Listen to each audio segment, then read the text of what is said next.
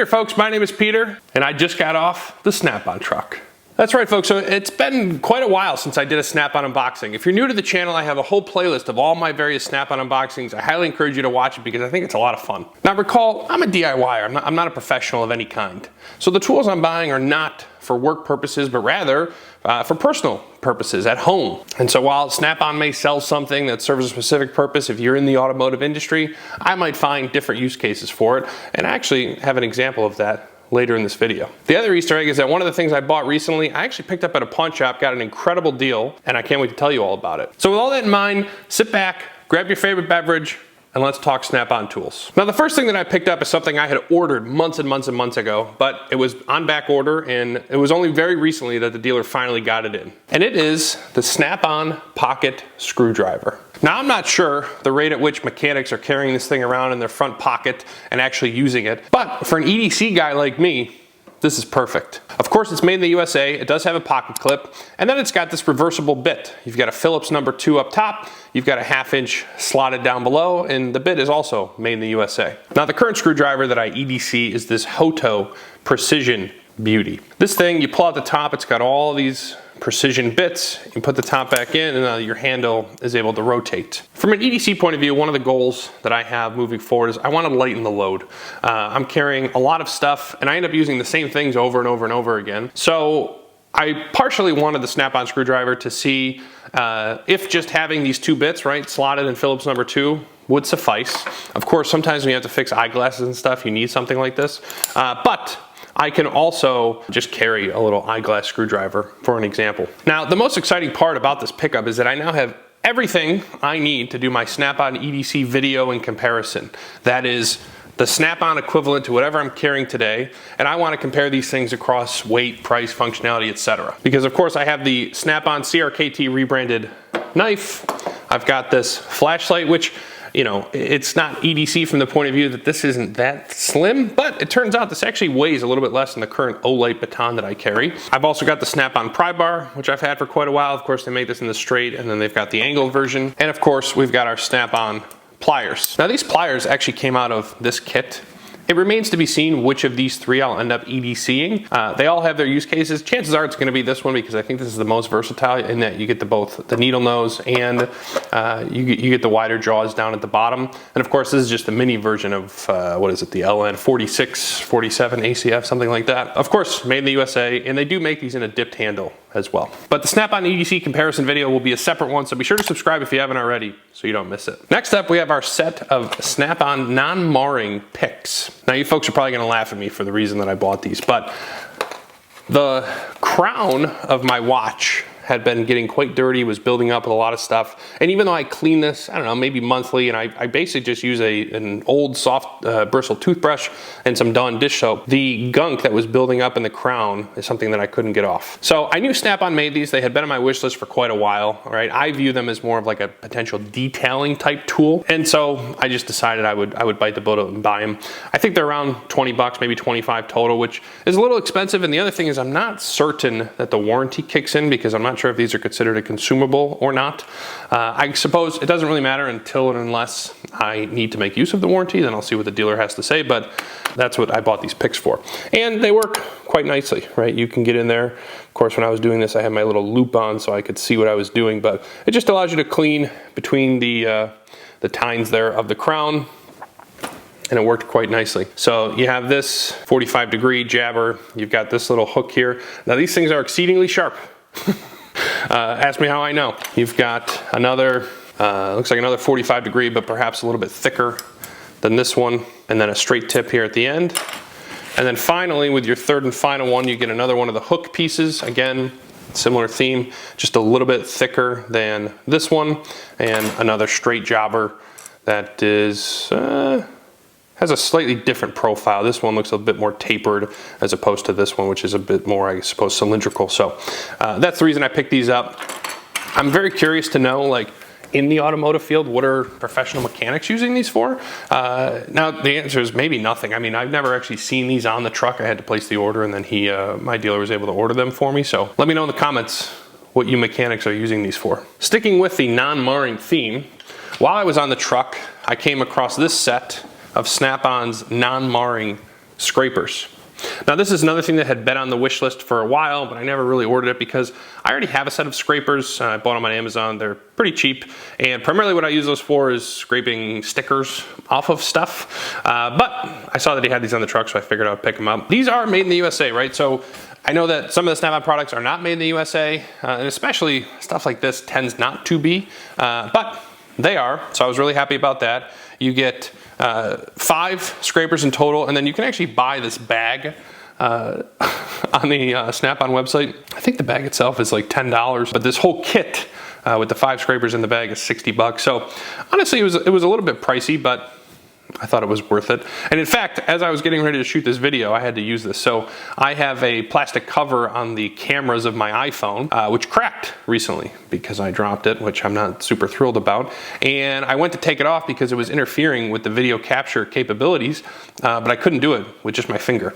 I tried a few different pry tools, and I was like, oh, but I have this beautiful angled, non-marring scraper. And sure enough, this was able to fit under there just enough to give me a little bit of leverage and pop it off. So that was nice. Now on Snap-on's website, they say that these handles are, I guess, made to be hit with a hammer.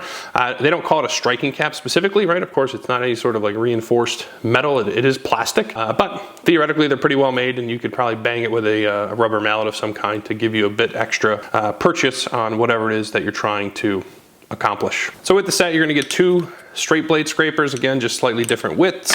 You're gonna get 2 curved scrapers, again, different profiles, just depends on what the job kind of calls for. And then finally, you're gonna get this angled jabber that sort of meets here at the top. So a little on the pricier side, honestly, for what it is, but it was made in the USA, so I was willing to bite the bullet. If this is one of those products that Snap-on makes that was not made in the USA, I probably wouldn't have gone forward and stuck with the made in China stuff that I already have. So before we get into the crown jewel of today's purchase, why don't we talk about that thing that I got secondhand? Now, from a socket point of view, I already have more sockets than I could ever possibly need. And if you've been watching the channel for a while, what you'll know is that the reason I bought sockets to begin with is that for years, all I had was a 1/4 inch socket set. I think it had 7 sockets in total. That's all I had, and it seemed like that was all I would ever need. But then the day came where I was changing out the cabin air filter in my truck, and I didn't have the socket that I needed to complete the job. This infuriated me, and so what I decided to do was I bought a 300-piece Husky mechanic set, basically from Home Depot. And then only later, as I got more toys that I work on, and as I developed this affinity for Snap-on, I basically decided that over time, what I was going to aim to do is replace everything that I had from that Husky set with the made in USA equivalent, either at Snap-on or at another retailer. So one of the first things that I bought off the Snap-on truck in service of the goal, right, of replacing some of that older stuff with some of the newer stuff, whether it's made by Snap-on or just another premium brand, was this shallow, semi-deep, and deep 1/4 inch socket set from Snap-on. Now I've used this a fair bit, right? It is a metric set. Everything I work on is pretty much metric. Now, am I using every single one of these? Absolutely not. But the ones that I do need, I do use them.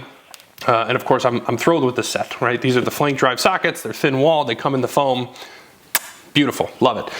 Now, I bought the 1/4 inch specifically because while mechanics who are working on cars all day are, I think, mostly dealing in 3/8, I felt like 1/4 inch was sort of perfect for me, right? I appreciate the smaller stuff, the way it feels in my hand, and I haven't found too many instances where it's been a hindrance, although in cases where I have, I've adjusted, which again, I have separate videos to cover. But all that being said, I was in no hurry to step up my 3/8 game. That is until I walked into the pawn shop the other day, and I found this little beauty. So this is the Snap-on 3/8 deep set of flank drive 6-point sockets. And this retails on the Snap-on website for $391. Now, whether or not that price is high or low is up to the individual to decide, but at the pawn shop, they had it listed for $175. So right off the bat, we're already saving 50%. Now, these are used, right? Some, of course, more than others, right? You can see the 10 mil has been used quite a bit, but even at $175, I still feel like it was a pretty good deal. Now, my wife and I go to the same pawn shop all the time, so the guy kind of remembers me, and he knows my routine of, hey, what's your best price on this set? And then he gives me the number, and I sort of hem and haw, and then he lowers it a little bit more. So anyway, I ended up walking out the door with this set for $130, which I think is fantastic, right? What is it? 75% off, something like that.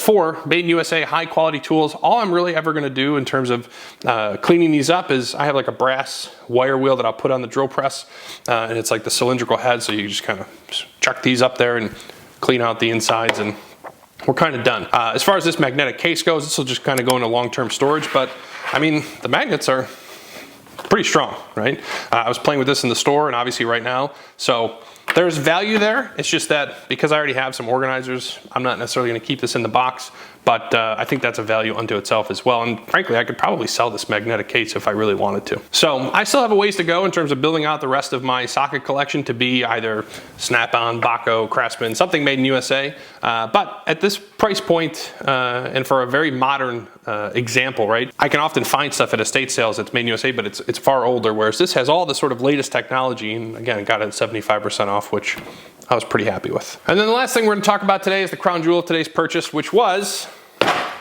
Snap-on nut drivers. Now, it seems to me like the use of a nut driver is sort of a forgotten, not art form, but it just doesn't seem like something people do that much anymore, at least professional mechanics, right? Everybody's got the sockets. I watch Toolbox Tours all day, every day, right? I love that channel, Toolbox Tours. Someday, maybe he's gonna wanna tour this toolbox, we'll see. But nobody has nut drivers. They all just have millions and millions of sockets. As a DIYer, again, I have all the sockets that I need and I'm continuing to buy more and more, so I also probably don't need these, but the reason that I wanted these was arguably somewhat specific, and that is for hose clamps. Now, how did I go down this hose clamp rabbit hole and the use of nut drivers as the proper mechanism? I would say two reasons. Number one is I use hose clamps all over the place, on the boat, on my sandblast cabinet, on my lawnmower, buggy. I have hose clamps kind of everywhere. When you thread down a hose clamp with a flathead screwdriver, I am 100% guaranteed that you will not be able to thread it all the way down before it slips out of there, which is just an annoyance, right? But one time I was doing this on the boat and I dropped that flathead screwdriver in the water. Now, of course, that is user error. I wouldn't mean to suggest otherwise, but because you don't have great purchase, right? And especially if you're in a hurry, which unfortunately I seem like I always am, you can run into that situation. The second reason is another YouTube channel that I watch religiously is Adam Savage's Tested channel, right? I love his one-day builds. I love his tool talk, right? I feel like I learn a ton. And his recommendation for dealing with hose clamps is nut drivers. And I suppose the third reason that I would want something like this is when you're putting together furniture, whether it's from IKEA or otherwise, they give you just the world's worst tools. And so that's probably what I'm gonna use these for as well, right? So for 300 bucks, again, I'm sure some of you are watching this and you're laughing. You're like, oh, this guy, he's such a sucker. Why does he keep spending all this money on Snap-on? And I don't really know what to tell you other than I love the foam. I appreciate that it's made in the USA, and I know that it's a super high quality tool that will last me many lifetimes, which is why I'm willing to make the investment. Now this set will fit in a 2-inch drawer, so if that's all you have, you're in luck. I'm gonna probably put this with like my screwdrivers and everything else. I really wanna go through and kind of organize my toolbox a little bit more, but separate video. The other thing that's nice about this set, so this is the SAE set. They do sell this in metric. The SAE one, the handles are color coded. I'm not exactly sure like why green is 11/30 seconds, right? Or why black is 3/16. Maybe there's some logical reason for that, but I just don't know what it is. The metric set, on the other hand, all the handles are black. So I may or may not pick up that metric set someday just to sort of complete the collection. Of course, what I really appreciate is just that it's available in the foam. I think, you know, Snap-on, again, more of their marketing, right? They do a good job of, you want the foam, you can't have the foam, you got to buy this set, that set, etc. But when they have stuff that's in it, I generally like to jump on it. So that was all of our pickups from the most recent Snap-on truck, as well as the pawn shop. As far as free items, we did get this pretty sweet Snap-on mug. I think this thing is actually made of glass though, which scares me a little bit. I think it's a little bit see-through, so I don't want to drop this because if it shatters, it's going to be kind of a pain to clean it up. So that's what we got today. He did have this really cool neon light. It wasn't actually neon, I'm sure just LEDs with the rubber, but it was a beautiful Snap-on racing light. And he wasn't selling it by itself. Instead, you had to buy a kit. And for the first time, maybe ever, I did demonstrate some restraint in not purchasing it. But who knows how long that's really gonna last. So this is all we got for today. I mean, I could have picked up more hats if I wanted to, but at this point, I just feel like I have so many Snap-on hats. and I don't really need any more of them. Now that being said, he did say that if I wanted to do a live stream, he would give me a few more Snap-on swag items to maybe give away. So the last time I did a live stream, nobody really tuned in. So I don't know if it's something that this audience is interested in or not, but if you are, leave a comment, let me know, and I can try to plan something like that out. We'll do a few Snap-on giveaways, koozies, hats, maybe even glasses if I could ship this thing safely. But that's gonna do it for today's video, folks. As always, be sure to like, comment, and subscribe, and I'll see you on the very next video.